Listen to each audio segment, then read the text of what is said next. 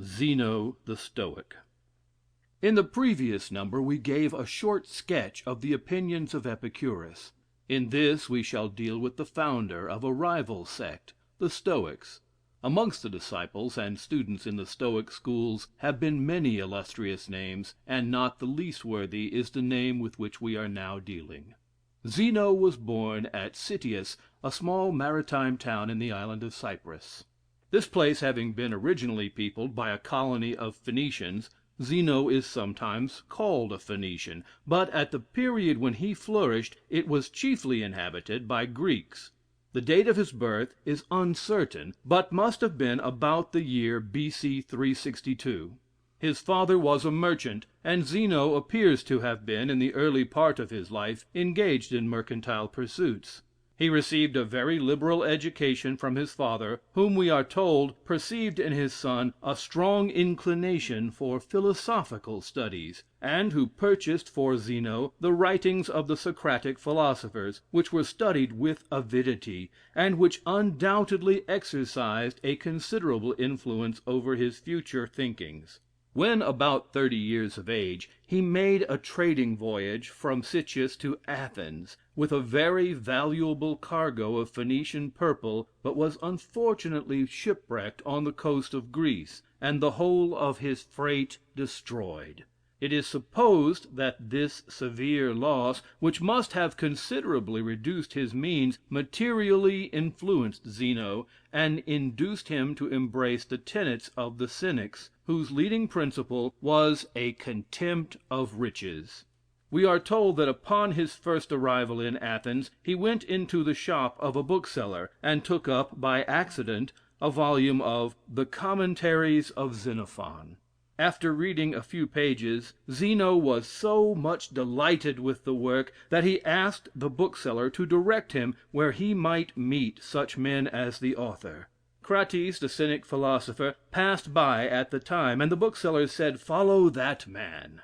He did so, and after listening to several of his discourses, was so pleased with the doctrines of the Cynics, that he became a disciple. He did not long remain attached to the Cynic school. Their peculiar manners were too gross for him, and his energetic and inquiring mind was too much cramped by that indifference to all scientific investigation which was one of their leading characteristics.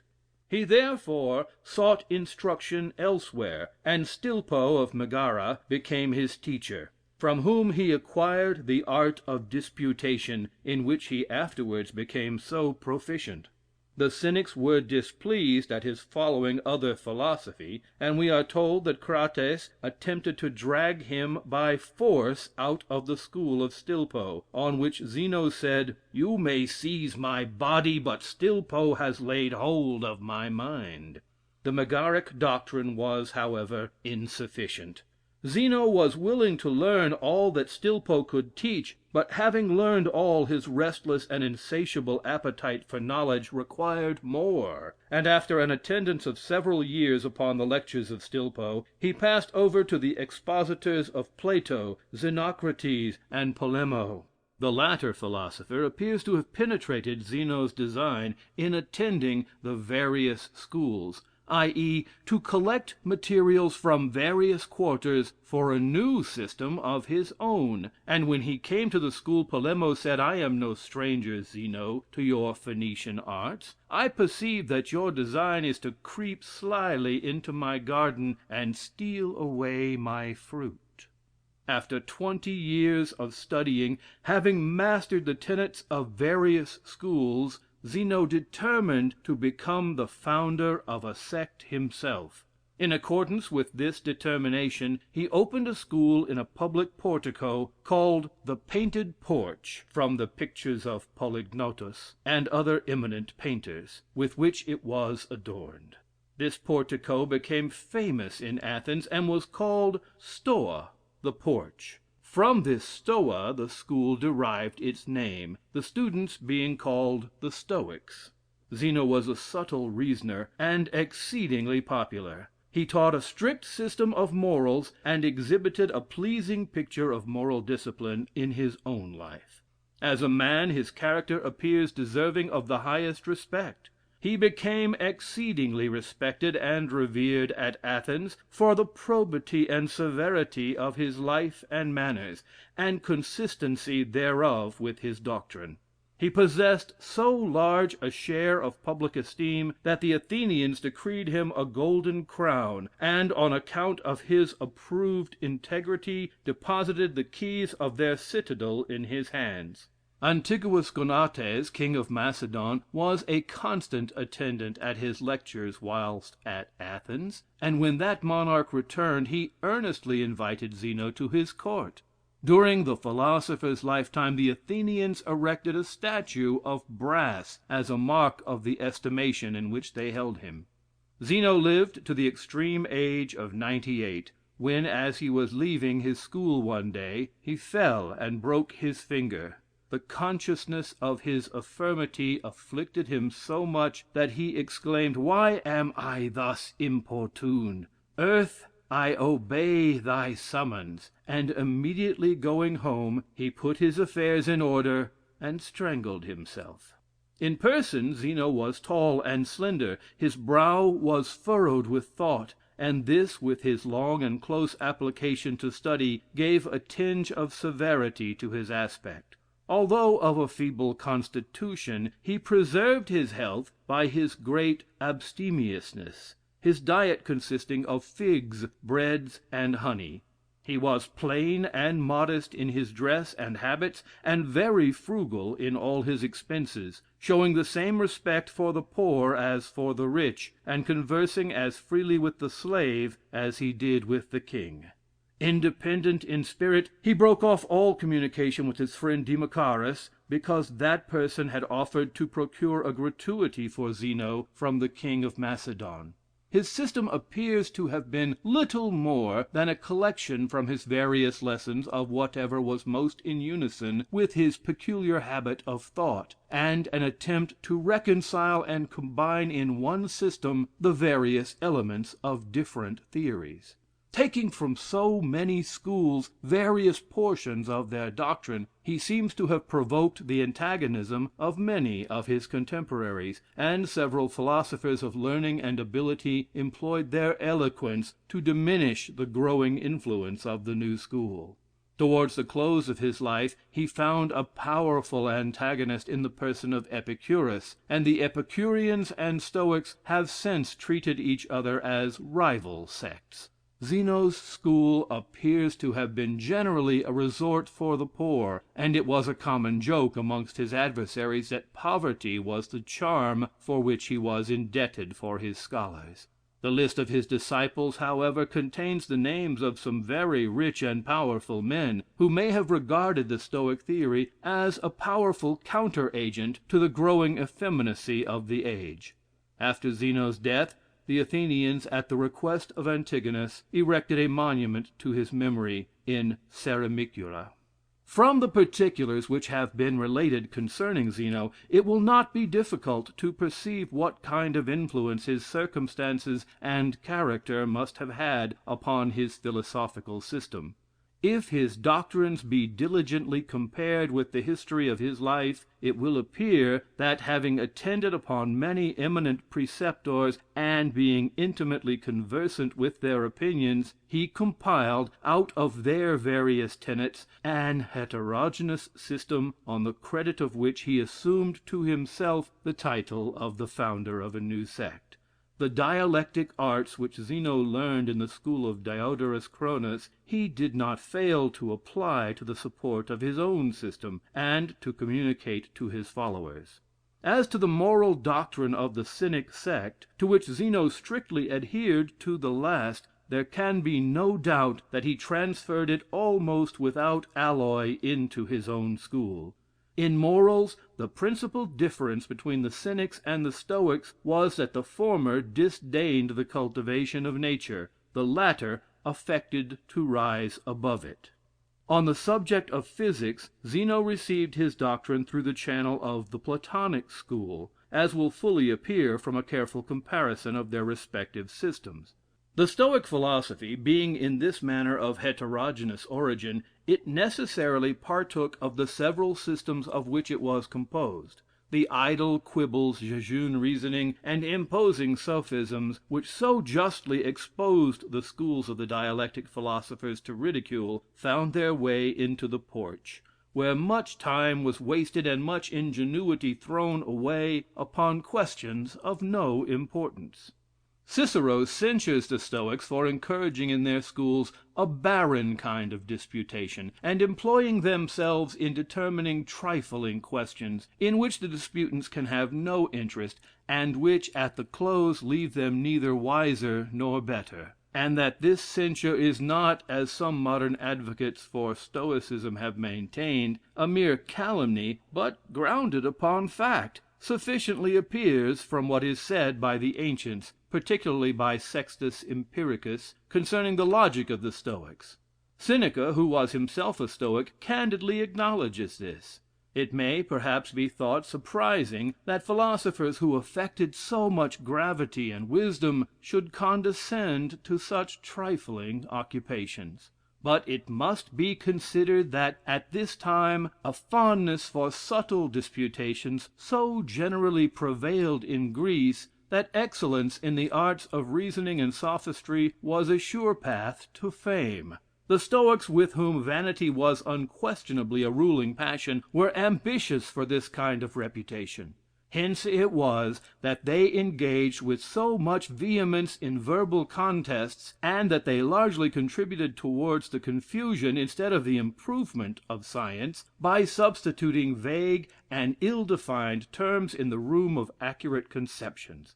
The moral part of the Stoic philosophy, in like manner, partook of the defects of its origin. It may be as justly objected against the Stoics as the Cynics, that they assumed an artificial severity of manners, and a tone of virtue above the condition of a man.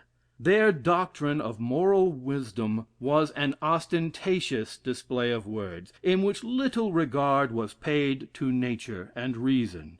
It professed to raise human nature to a degree of perfection before unknown, but its real effect was merely to amuse the ear and captivate the fancy with fictions which can never be realized.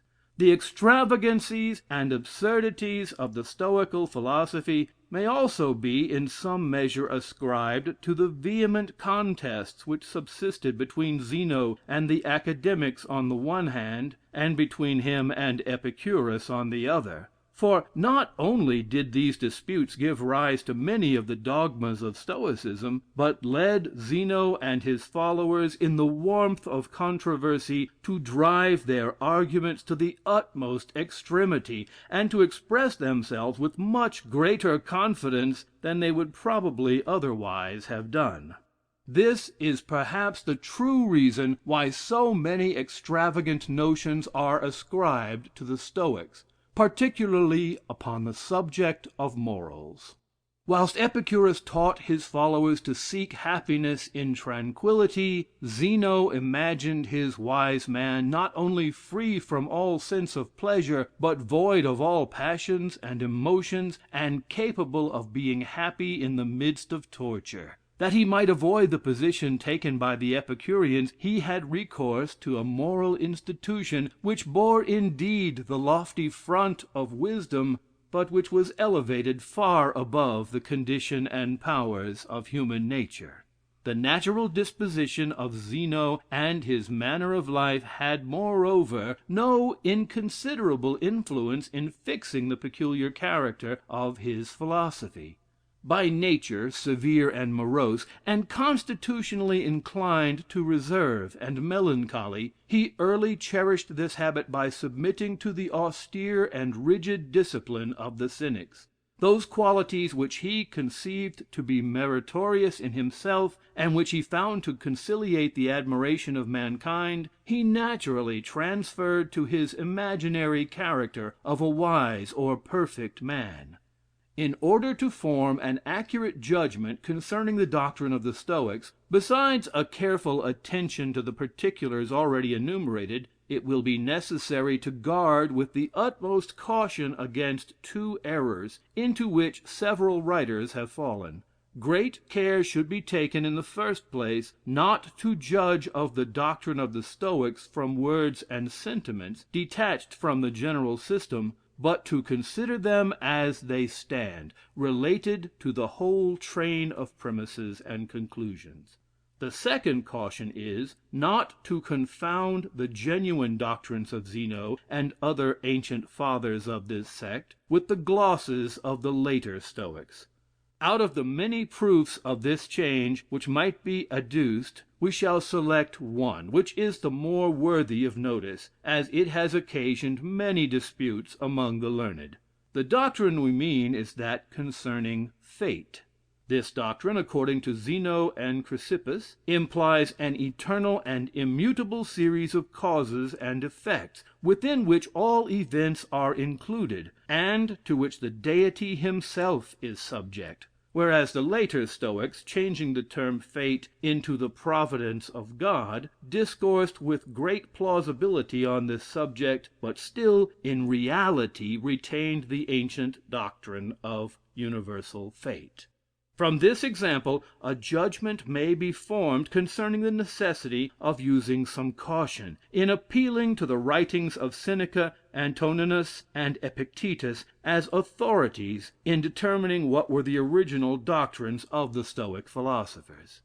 Concerning philosophy in general, the doctrine of the Stoics was, that wisdom consists in the knowledge of things divine and human; that philosophy is such an exercise of the mind as produces wisdom; that in this exercise consists the nature of virtue; and consequently that virtue is a term of extensive meaning, comprehending the right employment of the mind in reasoning, in the study of nature, and in morals.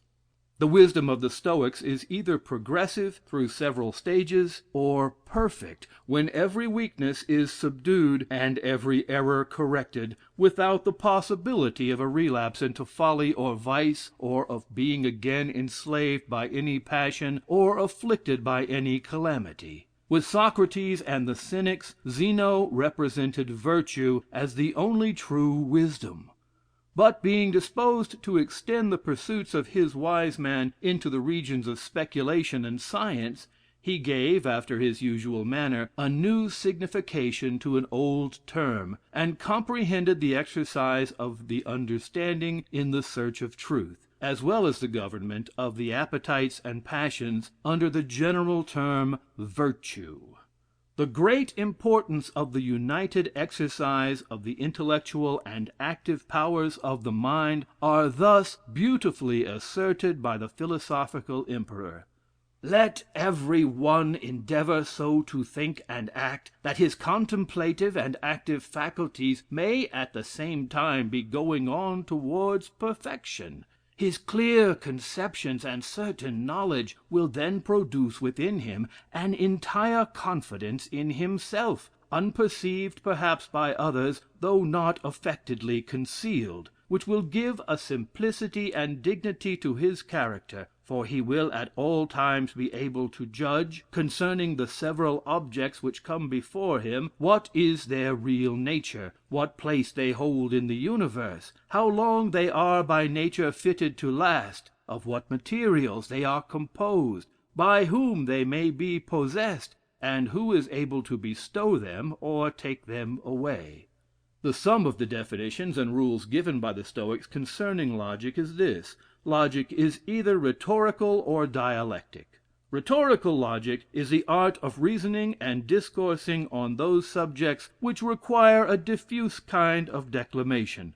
Dialectic is the art of close argumentation in the form of disputation or dialogue. The former resembles an open, the latter a closed hand. Rhetoric is of three kinds: deliberative, judicial, and demonstrative. The dialectic art is the instrument of knowledge, as it enables a man to distinguish truth from error, and certainty from bare probability. This art considers things as expressed by words, and words themselves. External things are perceived by a certain impression, made either upon some parts of the brain or upon the percipient faculty. which may be called an image, since it is impressed upon the mind like the image of a seal upon wax. This image is commonly accompanied with a belief of the reality of the thing perceived, but not necessarily, since it does not accompany every image, but those only which are not attended with any evidence of deception. Where only the image is perceived by itself, the thing is apprehensible. Where it is acknowledged and approved as the image of some real thing, the impression is called apprehension, because the object is apprehended by the mind as a body is grasped by the hand. Such apprehension, if it will bear the examination of reason, is knowledge. If it is not examined, it is mere opinion. If it will not bear this examination, it is misapprehension. The senses, corrected by reason, give a faithful report, not by affording a perfect apprehension of the entire nature of things, but by leaving no room to doubt of their reality. Nature has furnished us with these apprehensions as the elements of knowledge, whence further conceptions are raised in the mind, and a way is opened for the investigations of reason. Some images are sensible, or received immediately through the senses; others rational, which are perceived only in the mind. These latter are called notions or ideas. Some images are probable, to which the mind assents without hesitation; others improbable, to which it does not readily assent; and others doubtful, where it is not entirely perceived whether they are true or false. True images are those which arise from things really existing, and agree with them. False images, or phantasms, are immediately derived from no real object. Images are apprehended by immediate perception through the senses, as when we see a man; consequentially by likeness, as when from a portrait we apprehend the original; by composition, as when, by compounding a horse and man, we acquire the image of a centaur; by augmentation, as in the image of a cyclops; or by diminution, as in that of a pygmy. Judgment is employed either in determining concerning particular things, or concerning general propositions. In judging of things we make use of some one of our senses, as a common criterion or measure of apprehension, by which we judge whether a thing is or is not, whether or not it exists with certain properties; or we apply to the thing concerning which a judgment is to be formed some artificial measure, as a balance, a rule, etc., or we call in other peculiar measures to determine things not perceptible by the senses. In judging of general propositions, we make use of our preconceptions or universal principles, as criteria or measures of judgment. The first impressions from the senses produce in the mind an involuntary emotion, but a wise man afterwards deliberately examines them, that he may know whether they be true or false, and assents to or rejects them, as the evidence which offers itself to his understanding appears sufficient or insufficient. This assent or approbation will indeed be as necessarily given or withheld according to the ultimate state of the proofs which are adduced, as the scales of a balance will sink or rise according to the weights which are placed upon them. But while the vulgar give immediate credit to the reports of the senses, wise men suspend their assent till they have deliberately examined the nature of things, and carefully estimated the weight of evidence. The mind of man is originally like a blank leaf, wholly without characters, but capable of receiving any. The impressions which are made upon it by means of the senses remain in the memory after the objects which occasioned them are removed. A succession of these continued impressions, made by similar objects, produces experience, and hence arises permanent notions, opinions, and knowledge. Even universal principles are originally formed by experience from sensible images. All men agree in their common notions or preconceptions. Disputes only arise concerning the application of these to particular cases. Let us pass on to the Stoical doctrine concerning nature. According to Zeno and his followers, there existed from eternity a dark and confused chaos, in which was contained the first principles of all future beings. This chaos being at length arranged, and emerging into variable forms, became the world as it now subsists. The world, or nature, is that whole which comprehends all things, and of which all things are parts and members. The universe, though one whole, contains two principles, distinct from elements, one passive, the other active. The passive principle is pure matter without qualities. The active principle is reason, or God.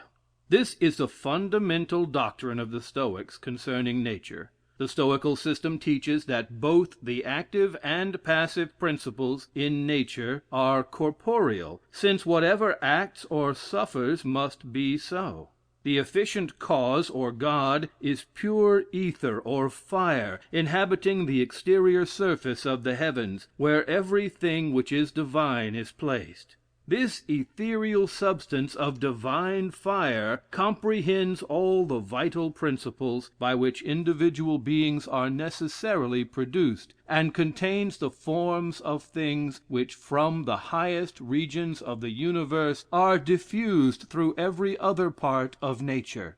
Seneca, indeed, calls God incorporeal reason, but by this term he can only mean to distinguish the divine ethereal substance from gross bodies; for, according to the Stoics, whatever has a substantial existence is corporeal. Nothing is incorporeal, except that infinite vacuum which surrounds the universe.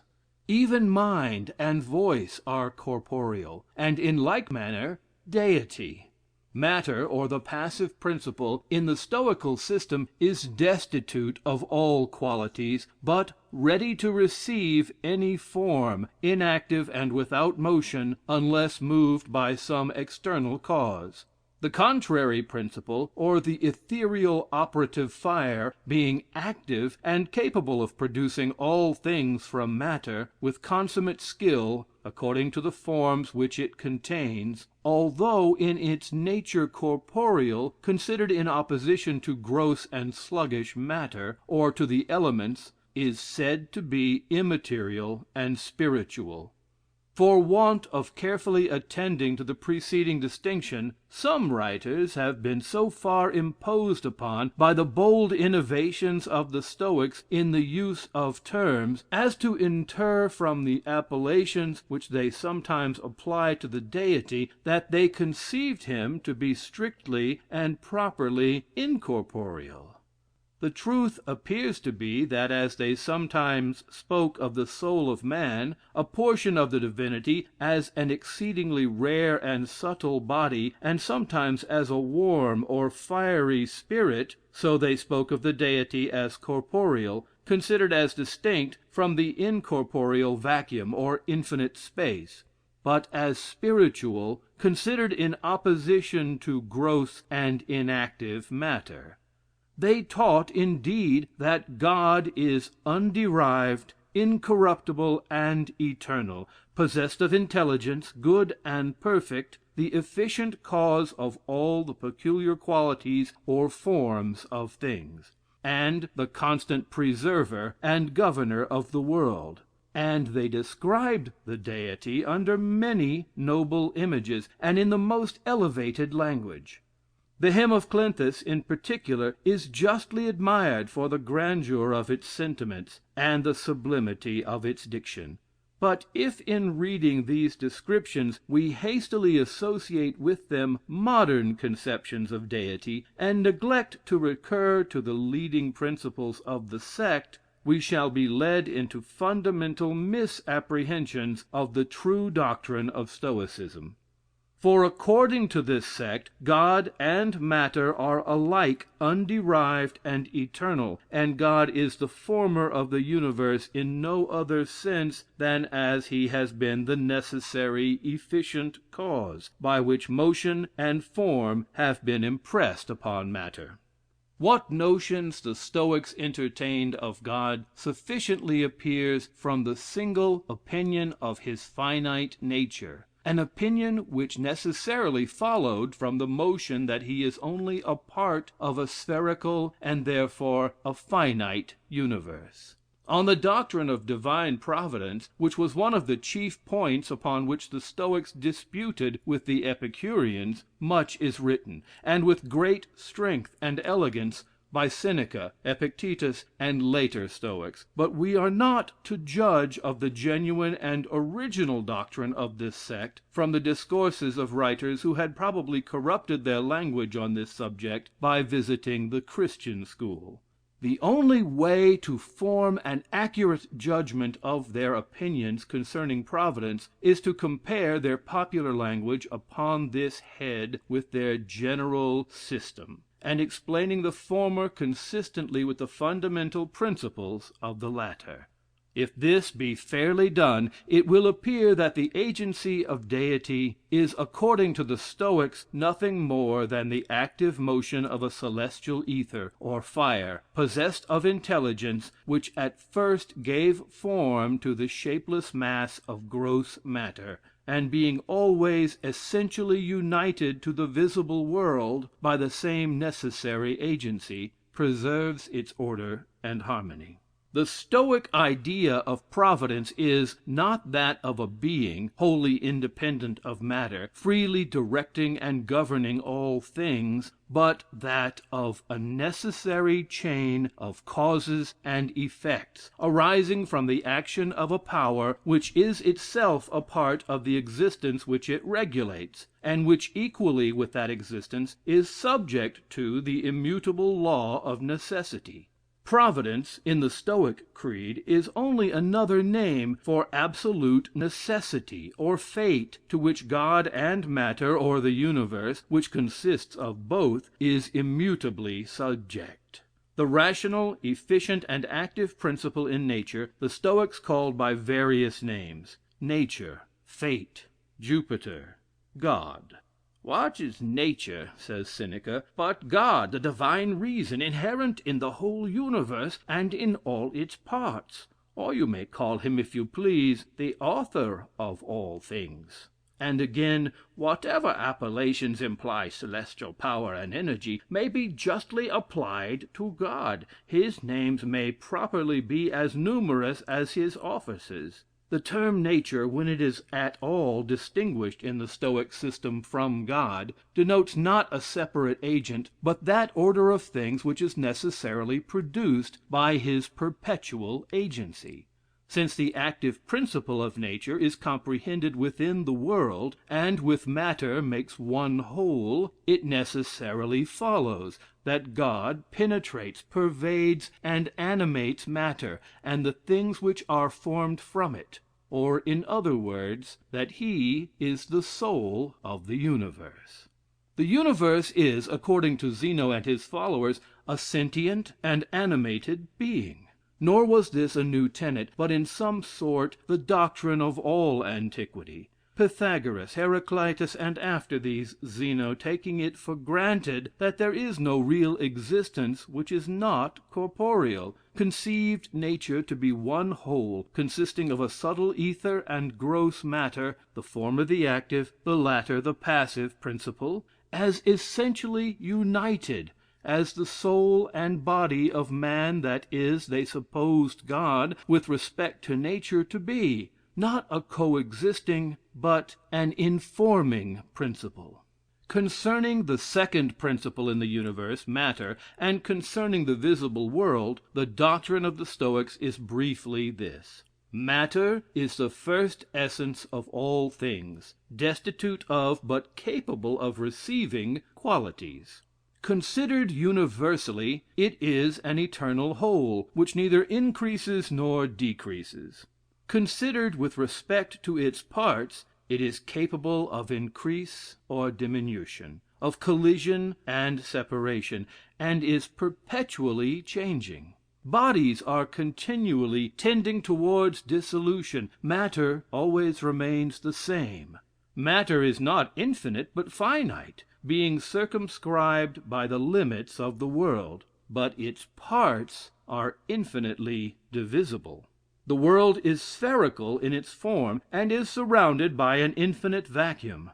The action of the divine nature upon matter first produced the element of moisture, and then the other elements, fire, air, and earth, of which all bodies are composed. Air and fire have essential levity, or tend towards the exterior surface of the world. Earth and water have essential gravity, or tend towards the center. All the elements are capable of reciprocal conversion, air passing into fire or into water, earth into air and water. But there is this essential difference among the elements, that fire and air have within themselves a principle of motion, while water and earth are merely passive. The world includes the whole of nature, God and matter, subsisted from eternity, and will forever subsist. But the present regular frame of nature had a beginning, and will have an end. The parts tend towards a dissolution, but the whole remains immutably the same. The world is liable to destruction from the prevalence of moisture or of dryness, the former producing a universal inundation, the latter a universal conflagration. These succeed each other in nature as regularly as winter and summer. When the universal inundation takes place, the whole surface of the earth is covered with water, and all animal life is destroyed. After which nature is renewed, and subsists as before, till the element of fire, becoming prevalent in its turn, dries up all the moisture, converts every substance into its own nature, and at last, by a universal conflagration, reduces the world to its pristine state. At this period, all material forms are lost in one chaotic mass. All animated nature is reunited to the Deity, and nature again exists in its original form, as one whole, consisting of God and matter. From this chaotic state, however, it again emerges by the energy of the efficient principle, and gods and men and all the forms of regulated nature are renewed, and to be dissolved and renewed in endless succession. The above is collated from Ritter, Enfield, and Levis, as a specimen of one of the earlier phases of Freethought. Freethought, as then expressed, had many faults and flaws, but it has grown better every day, extending and widening its circle of utterance, and we hope that it will continue to do so.